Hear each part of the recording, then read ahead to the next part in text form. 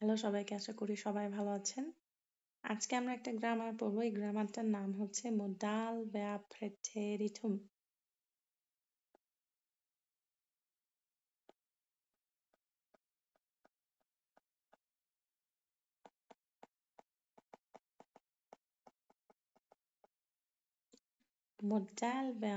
Modal verb আমরা চিনি, প্রেটেরিটুম অতীতকাল। তার মানে আমাদেরকে মোডাল ভার্ব গুলোর অতীতকাল পড়তে হবে। আমরা মোডাল ভার্ব পারি কোনগুলো?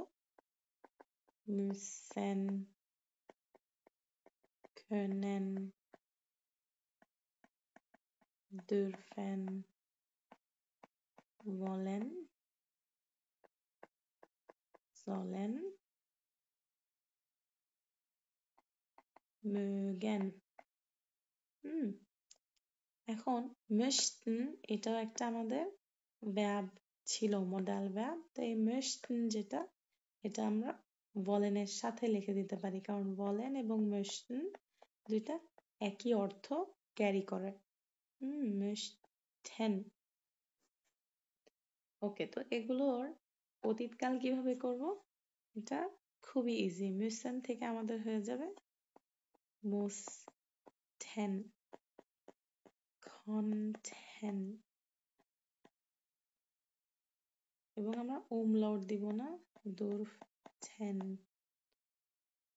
wollten। এই দুইটার জন্য একটা হলেই চলবে, sollten এবং mochten।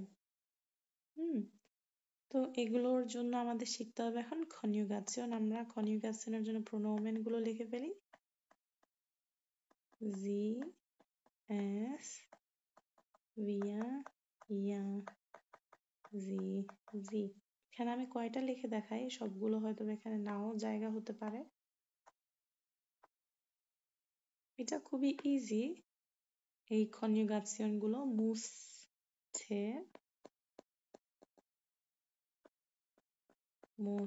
musstest, musste, mussten,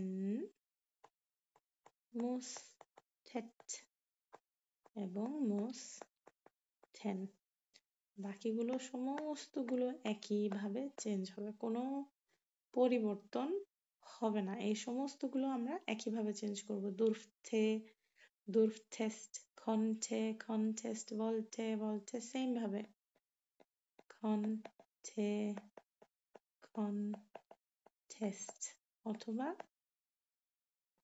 durfte, durftest। তো আমি এখানে সবগুলো লিখিনি, কিন্তু সবগুলো সেম ভাবে চেঞ্জ হবে, সেম ভাবে। তো এখন এই মোডাল ভার্ব যেহেতু এখন প্রেটেরিটুম হলো, তো এটা কি রুলস এর কোনো চেঞ্জ হলো কিনা সেটা নিয়ে আমরা একটু আলোচনা করি। নর্মালি আমরা জানতাম যে subject, modal, verb, object plus হচ্ছে আমার হাউপ্ট ভার্ব কি আনচেঞ্জড থাকে। ফর এক্সাম্পল আমি যদি প্রেজেন্স একটা এক্সাম্পল দিই, ich möchte einen Kuchen essen। কি হলো তাহলে? এখানে möchte আমার মোডাল ভার্ব, essen এটা unchanged রয়ে গেছে। তো এখন যখন আমি এখানে প্রেটেরিটুম করব, এই বাক্যটাকেই যখন আমি প্রেটেরিটুম করব, তখন কিভাবে হবে? ich möchte, আমরা বলেছি যে möchte এবং wollen যেটা, এই দুইটা আমরা একটা দিয়ে করব, সেটা হচ্ছে কি wollten। তাহলে ich wollte einen Kuchen essen।